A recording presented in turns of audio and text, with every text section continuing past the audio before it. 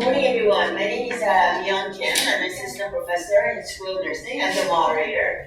I'm pleased to have this opportunity to serve you this morning. So without further delay, we'll get started. So we have 5 presentations for the next hour. And we'll start with this first group, who are actually students from science department. And their topic today is disaster microbiology, unveiling microbial pathogenic health and ecosystem. So we have here Navjot, Kaur, Tarandeep, Kaur, Nikiben, Patel, and Preet, Jaswal. Okay, and so we'll get 10 minutes, okay? Yes, anytime. So hi everyone, myself Navjot, and my group members are Karan, Niki, Preet. And today we as microbiology students are here to present on disaster microbiology, unveiling microbial impacts on health and ecosystem. So here's the agenda of our presentation. We will start our presentation with Christian perspective, then introduction to disaster microbiology, then we will cover natural and human-made disasters with the help of case study, then strategies for mitigation, and then conclusion. So we chose these 2 verses from the Bible to start our presentation with. The first verse from Genesis emphasizes the role of humans as stewards of God's creation, its maintenance and preservation. The second verse from Isaiah is basically a call to action for believers to repent their harmful activities, advocate for environmental stewardship, and to work towards the recovery and restoration of planetary health. So what is disaster microbiology? It is a newly described field that seeks to understand how natural disasters such as earthquakes, tsunamis, hurricanes, and man-made disasters such as pollution, wars affect the microorganisms and how these microbial changes affect the ecosystem and human health. So, as we all know that disasters are devastating for humans, animals, plants, buildings, living destruction, and often result in death. But what we don't often consider that how such disasters affect the microbial populations and what that can mean for the ecosystem that they inhabit. As extreme storms, wildfires, and other natural disasters are becoming more common with climate change, but how they disturb the vast, nearly invisible universe of fungi, archaea, bacteria, and other microorganisms is still largely unknown. So over here, figure 1 is showing the overview of disaster microbiology. The first row is showing the various forms of disasters. The second row is showing how disasters change the environment, causing adaptation or alteration of microbial population, transportation to a new area, development of new traits or resistance that caused detrimental effects on the ecosystem. The such downstream effects include blooms of microbial population, colonize a new niche or host, cause disease or survive in extreme formal conditions. And third row is showing the secondary effects of disaster, which is basically what is the impact on human health and ecosystem. So moving forward with the natural disaster, which is a flood case study. So the picture shown over here, figure 2, is the flood which took place in PA, United States of America in 2021. After the flood, there were 3 researchers who conducted this study, and they studied the topsoil and the sandy soil. They conducted test analysis, which was DNA isolation and 16S rDNA sequencing, and the results were that they found a change in microbial density. So the aftermath consequences of the flood was death rate of 5, 1,500 roads and bridges were damaged. So the impacts of the flood. So they created environmental effects, which were growth of harmful algae. So after the flood, the water did contain some pollutants, some chemicals, which caused the growth of algae on the ground, on the roads, on the bridges, and near the houses. So the loss of microbial communities. Before the flood, there were several bacteria, which were Bacillus, Lysobacter, Acrimonium, and they found that after the flood, there were new ecological species of bacteria, which were Proteobacteria, Actinobacteria, Firmicutes, Bacteroidetes, and Acidobacteria. So it can be seen that before the flood and after the flood, there were changes in the microbial density. Impact of human health. The flood did not only change the microbial diversity, but it also created an impact on human health, which was loss of life and skin infections. As I mentioned earlier, there was a death rate of 5, and the skin infections were rashes, asthma. So the picture over here shows the 1A is the Actinobacteria and the second one is Proteobacteria, which were the new ecological species of bacteria. So we can conclude that the natural disaster do create an impact on human health, as well as it also creates a change in microbial diversity, which creates an impact on the planetary health. Moving forward to man-made disaster, the case study Chernobyl incident. So the incident occurred in 1986, happened due to explosion of fourth reactor of the nuclear plant. There was release of three kinds of gases, iodine-131, cesium-134, and cesium-137. The most affected area was Preet village, near to the Chernobyl disaster. The radiation spread over Belarus, Russia, Ukraine, and some parts of Europe. According to Canada Government Health Department, 30 deaths were reported, out of which 28 people died due to acute syndrome radiations and 2 people died on the spot. Moving forward to impacts of Chernobyl disaster. The incident affected the wildlife in different ways. The forest area near the incident is named as Red Forest, as we observed high level of radiations. Many animals like backhoes suffered from increased frequency of cataract. Vertebrates have altered gut microbiome with increased abundance of firmicutes and decreased abundance of bacterioides. The new species of bacteria was found named as Deinococcus radiodurans. Here is a picture of Deinococcus radiodurans. This species have remarkable resistance to radiations.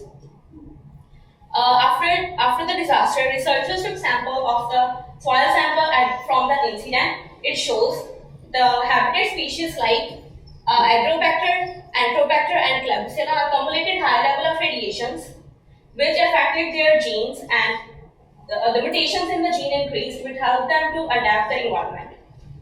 Moving forward to the human health consequences, children suffer from thyroid cancer due to inhalation of iodine-131, which directly impacted the thyroid gland, and society is still suffering from anxiety issues after the 30 years of the disaster.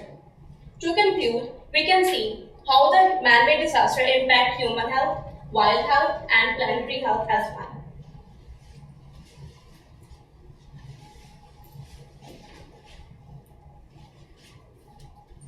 Next, we'll be talking about the strategies for disaster response. The first one is detection of outbreaks, which would be anything from the protection of infections and diseases.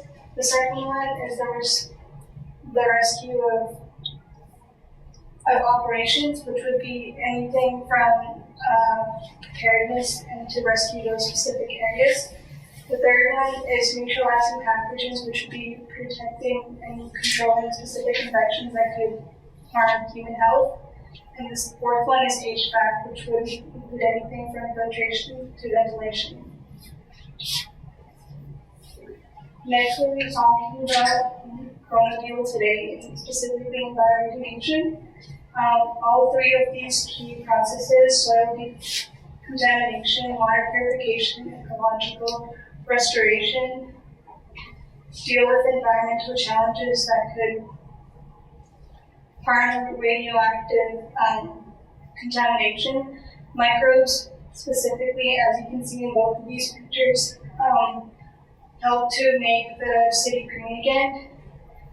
And the environment, as you can see, is recovering from the damage of the disaster with the help of the microbiome. So the last thing I will be talking about is how is bacteria resistant to radiations and aids in the cleanup of waste. Deinococcus radiodurans uses radiation that makes DNA repair mechanisms more efficient. It has the ability to repair DNA damage, which enables it to survive exposures of the radioprojectants that damage the radioactive oxygen species and oxidative damage. So in conclusion, through the lens of One Health, which recognizes the interconnectedness of human, animal, and environmental health, disaster microbiology underscores the biblical principle of calling for all of God's creation, caring for all of God's creation by understanding and mitigating microbial threats in times of crisis. We all can fulfill the responsibility as stewards of the earth and caretaker of the health and well-being of our fellow beings. Thank you. Thank you very much. That's an excellent group effort. It was very good. So now I will open the floor to the question and answer period.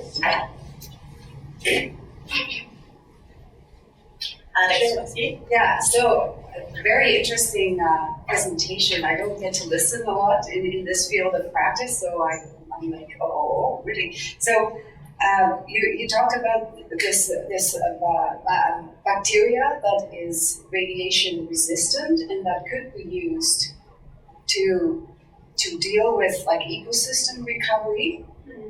Could you tell us a little bit more about that? Bacteria Dinofocus radiodromes is a radio. It has resistant to radioactive radiations, so it can help to clean the environment as it has property of antioxidant and it can repair DNA. Like it has DNA repair mechanism, so it can easily clean the nuclear waste. That is amazing. Yeah. So here we often talk about like we have to care for God's creation, but this is like an example of the creation itself caring for life. Yeah, and like, without us having anything to do with it.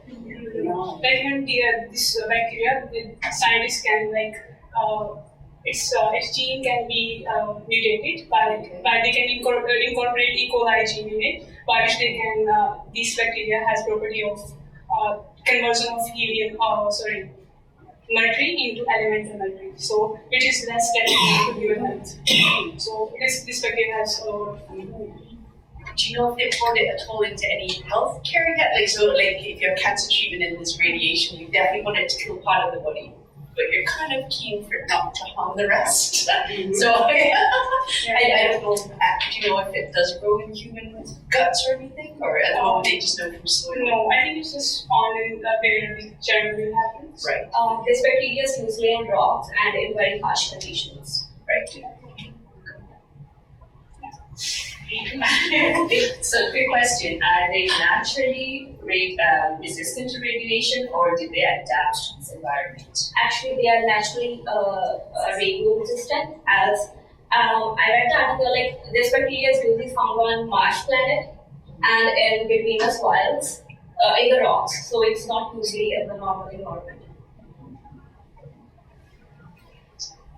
Yeah. So, do you guys have hope then? The microbes are gonna come in? So right now, Tarandeep is like recovered from the disaster. So we can see, like I read, there are rare species of animal over there, like many rare species, and it's due to that microbes help to recover it. And even it's not that much due to human activities now. So Interesting. Yeah, I heard that on the radio too, that the whole site of Chernobyl, that many species that had disappeared have reappeared. Yeah. And that is for me, that is a source of hope, because there's a resilience in nature to kind of take care of itself that I find very hopeful, that it's not all up to us in a way, right? So, yeah. Actually, Dr. Jaswal had that question before you. Go ahead, Sarah. I already know the answer. I was going to ask whether is there any work for us adding certain bacteria back after flood? You mentioned the Pennsylvania flood, but we had this huge one in like Abbotsford area while you guys were here. Do you feel at the moment it's better that people stand back and let the microbes do their thing, or do you feel? Do you getting a sense from the stuff you were reading that it's better that we come in and maybe seed certain bacteria? So of course we need to detect like what are the bacterial species over there. Scientists need to detect which bacterial species can be harmful for us and which can be used for biodiversity. So scientists need to be able to detect. yeah, even the soil has the regeneration capacity. So if they find any nutrients in the soil which the bacteria are able to take and they grow, if they are available in the soil, they'll take up the nutrients and they will grow. Like the species which were disappeared can grow again and can be there if they have the proper nutrients present over there. Okay. One more question. Last question I'm going to take. Okay, great. Thank you very much.